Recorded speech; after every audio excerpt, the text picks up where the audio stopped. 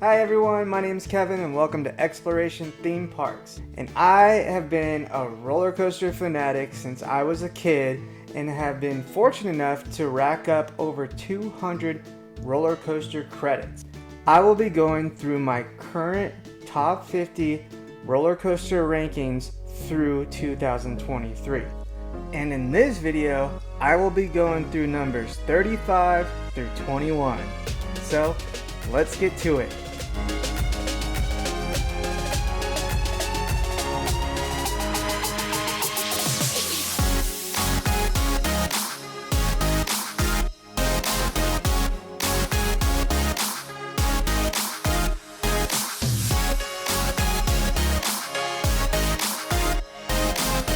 It can be a difficult task to rank roller coasters. Of course, it's all personal opinion and personal preference, but it also depends on when you ride the coaster. In the morning, at night, what row you sat in, what the weather was, how many times you went on it. There's so many variables that can influence where a roller coaster sits in your rankings. Also, there is personal bias that comes into play, and I'll make a few references to that as I go through my rankings. So without further ado, let's just jump into the rankings. Coming in at number 35 is Tatsu at Six Flags Magic Mountain.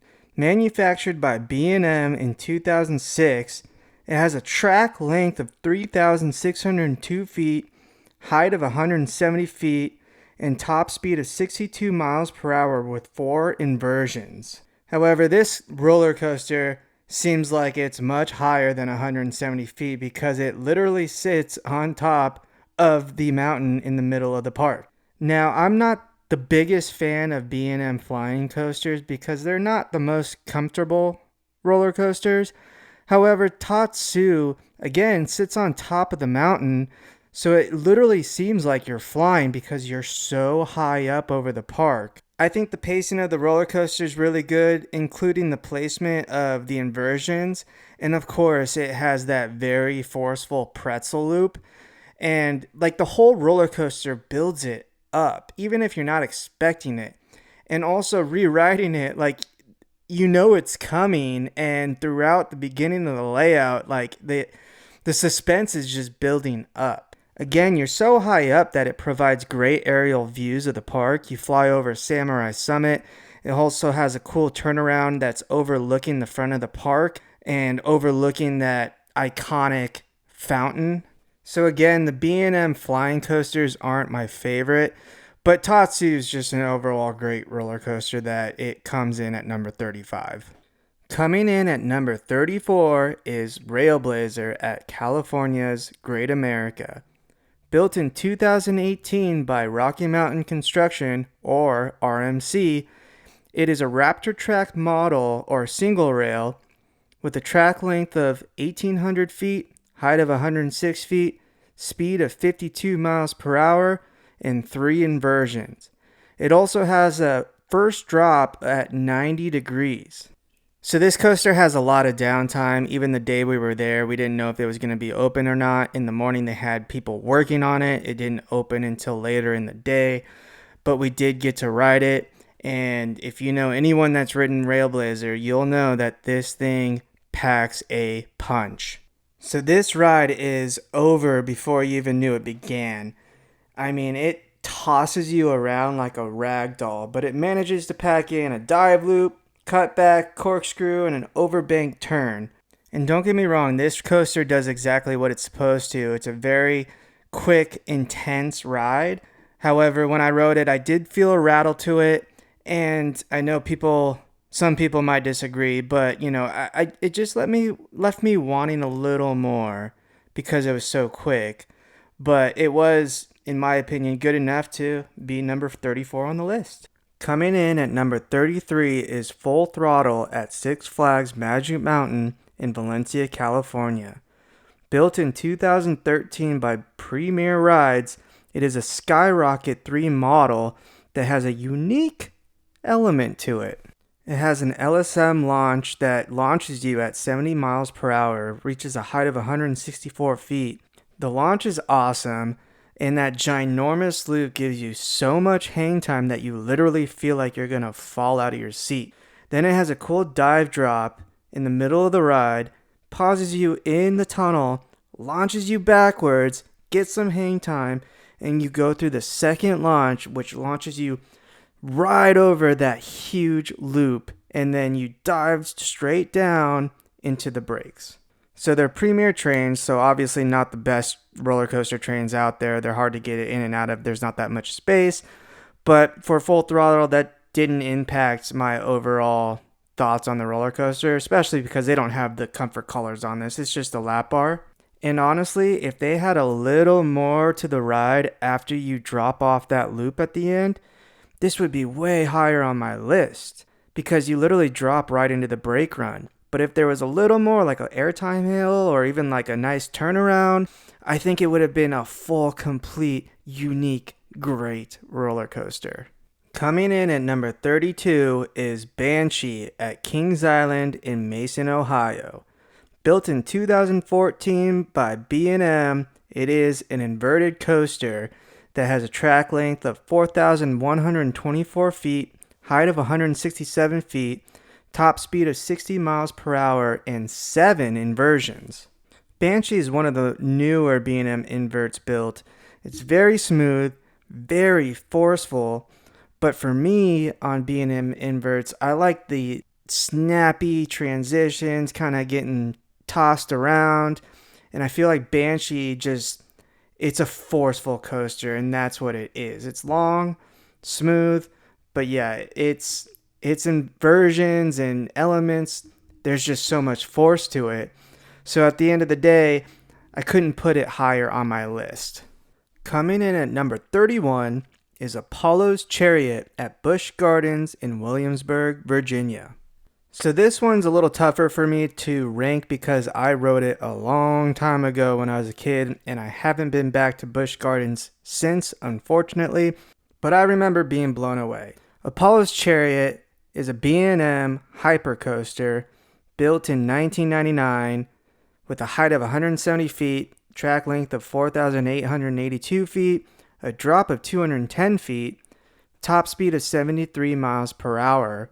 And at the time that I rode it, I just remember it being super smooth, super fast because I was a kid. And I remember just being surrounded by all the trees and just having an absolute blast on the roller coaster. But since it's been so long, I'm not sure exactly where it would sit in my rankings today. However, I'm going off of my memory and my experience when I rode it. So that's why I have it at number 31. At number 30, I have the Joker at Six Flags Discovery Kingdom in Vallejo, California. The Joker was built in 2016 by Rocky Mountain Construction, or RMC, and is an iBox track hybrid coaster. It has a track length of 3,200 feet, height of 100 feet, top speed of 53 miles per hour, and 3 inversions. So the Joker is definitely a lower tier RMC, but it's still an RMC and still a really fun, great roller coaster. It has a really cool step-up underflip inversion, a nice zero-G stall, and barrel roll. It doesn't have the best pacing for an RMC roller coaster, but it definitely warmed up throughout the day. But again, it's an RMC, and I still really enjoyed the roller coaster, and that's why it falls at number 30 on my list. Coming in at number 29 is Abyssus at Energylandia in Zator, Poland. Abyssus is a new generation Vekoma Shockwave built in 2021, track length of 4,317 feet, height of 126 feet, and speed of 62 miles per hour with 4 inversions. It's definitely not the most intense roller coaster, but it has a very long layout. It's very enjoyable. The loop is good. The Batwing is awesome. It has a nice corkscrew. Unfortunately, it does have a trim on the top hat, but the layout still provides some nice pops of airtime. It has some nice theming to it, and overall, it's just a great experience on a roller coaster. At number 28, I have Alpengeist at Busch Gardens in Williamsburg, Virginia. Alpengeist is another B&M invert built in 1997, has a track length of 3,828 feet, height of 195 feet, speed of 67 miles per hour, and 6 inversions. Again, this is another one that's tough for me to rank because I went on it when I was younger, along with Apollo's Chariot, and I haven't been on it since.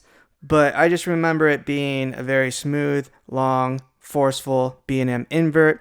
And I'm going off of memory, but before that, I had only written Batman at Six Flags Magic Mountain. So Alpengeist blew me away. It blew Batman out of the water. So that's why I have it at number 28, but I can't put it any higher on my list at this point. Coming in at number 27 is Raptor at Cedar Point in Sandusky, Ohio. Raptor is another B&M invert built in 1994 with a track length of 3,790 feet, height of 137 feet, speed of 57 miles per hour, and 6 inversions. I first rode Raptor back in 2017 and again this year in 2023. And I had another fantastic ride on Raptor. It's such a great coaster. It's very long. It looks epic right there on the midway. It has a really cool layout for a B&M invert. It has a huge loop, 0G roll, a cobra roll, 2 corkscrews. It's just an overall great B&M invert. And it's also very forceful. And it has a helix. Coming in at number 26 is yet another B&M invert, Montu at Busch Gardens in Tampa, Florida. Montu was built in 1996 with a track length of 3,983 feet, a height of 150 feet, speed of 60 miles per hour, and 7 inversions. I would say Montu is a perfect version of a B&M invert. It has a huge first loop, an Immelman 0G roll, the epic Batwing, another loop and corkscrew. It has such a long layout. All of the inversions and elements are timed perfect. It's smooth, it's forceful, it whips you around. That Batwing is probably one of the coolest elements on a B&M invert that I've ever been on. I love how the coaster track and some of the elements go under and over the pathways and then into the Serengeti. It's just such a cool roller coaster. Coming in at number 25 is Magnum XL 200 at Cedar Point in Sandusky, Ohio. Magnum was the first hypercoaster built by Aerodynamics in 1989, features a track length of 5,106 feet, height of 205 feet, speed of 72 miles per hour. I first rode this back in 2017. We rode it towards the back. I wasn't a big fan. The airtime on the lap bars kind of hurt my legs, but I recently rode it again this year in the front row, and it blew me away. This time it didn't hurt my legs. The airtime was just absolutely out of this world, and it shot up in my rankings because of it. And at number 24 is Wonder Woman Flight of Courage at Six Flags Magic Mountain in Valencia, California. Wonder Woman was built by RMC in 2022. It's a Raptor track single rail model, track length of 3,300 feet, height of 131 feet, speed of 58 miles per hour, and 3 inversions. So Wonder Woman is like Railblazer, but a lot longer. It has a huge first dive loop, an epic 0G stall, and another epic 0G roll. And even though it's not as compact as Railblazer, it still flies through the layout. It flies through that brake run. That crow's nest turnaround is just so intense. The finale wave turn to go in the brake run is just epic.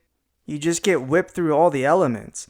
I mean, the worst part about the roller coaster is really the theming. They reused the station and queue building from Green Lantern that was there before. They attempted to put some theming in the queue building, but then the station, it just looks like an old warehouse with nothing. It's just plain. But that doesn't take away the fact that it's just overall a really fun roller coaster. Coming in at number 23 is Accelerator at Knott's Berry Farm in Buena Park, California. Accelerator was first built in 2002 by Intamin, even though we all know it's had some downtime. It has a track length of 2,202 feet, height of 205 feet, a speed of 82 miles per hour, and it recently reopened, and I finally got to get some more rides on it. And that hydraulic launch out of the station from 0 to 82 miles per hour in 2.3 seconds is the reason why I have this at number 23 on my list. Yes, it could be a form of recent bias, but also that launch is just so good, and I'm sure a lot of people will agree with me. The top hat is also great. It whips you over as you dive back down the layout. It's also nice that the ride doesn't end right after the top hat. It goes through kind of like a figure 8 layout after. I do wish there was an airtime hill thrown in there, but hey, we can't get everything we want. Coming in at number 22 is Millennium Force at Cedar Point in Sandusky, Ohio. Millennium Force was built in 2000 by Intamin and was the first Giga coaster, so the first coaster to go over 300 feet. It has a track length of 6,595 feet, height of 310 feet, a speed of 93 miles per hour, and as long as you accept the fact this coaster wasn't built for airtime, it is a masterpiece. It gives you great views of the surrounding Lake Erie. It has a very fast cable lift hill, and that first drop at 80 degrees is just so intense, and the speed on this coaster that it keeps throughout the layout is ridiculous. It's an iconic coaster, and it still holds up so strong today. The overbank turns are great, the tunnels are awesome. It's a speed machine, and it's just so iconic and awesome. And coming in at number 21 is Gold Striker at California's Great America. Gold Striker was built in 2013 by Great Coasters International, or GCI, has a track length of 3,197 feet, a height of 108 feet, speed of 53.7 miles per hour. And when I first looked at this coaster, I didn't think it would be that great, to be honest. But it absolutely blew me away. It was so crazy, so intense. You felt like you were getting ejected out of your seat. The transitions and turns on this coaster are just illegal. It's relentless. It doesn't slow down. By the time you hit the brake run, you're just like, what happened? To recap episode 2 of my top 50, numbers 35 through 21. At number 35, I have Tatsu at Six Flags Magic Mountain. Number 34, Railblazer at California's Great America. Number 33, Full Throttle at Six Flags Magic Mountain. 32 is Banshee at Kings Island. 31, Apollo's Chariot at Busch Gardens of Williamsburg. 30, The Joker at Six Flags Discovery Kingdom. 29, Abyssus at Energylandia. 28, Alpengeist at Busch Gardens Williamsburg. 27, Raptor at Cedar Point. 26, Montu at Busch Gardens Tampa. 25, Magnum XL200 at Cedar Point. Number 24, Wonder Woman Flight of Courage at Six Flags Magic Mountain. 23, Accelerator Knott's Berry Farm. 22, Millennium Force at Cedar Point. And number 21, Gold Striker at California's Great America. And here's a quick snapshot of number 50 through 36 that was in episode 1. Go check it out. So that does it for episode 2 of my top 50 roller coaster rankings. Be on the lookout for the finale of my top 20. Be sure to watch episode 1. Thank you for watching. I hope you enjoyed the video. Please hit that like button and subscribe to the channel for upcoming videos. And remember, never stop exploring theme parks.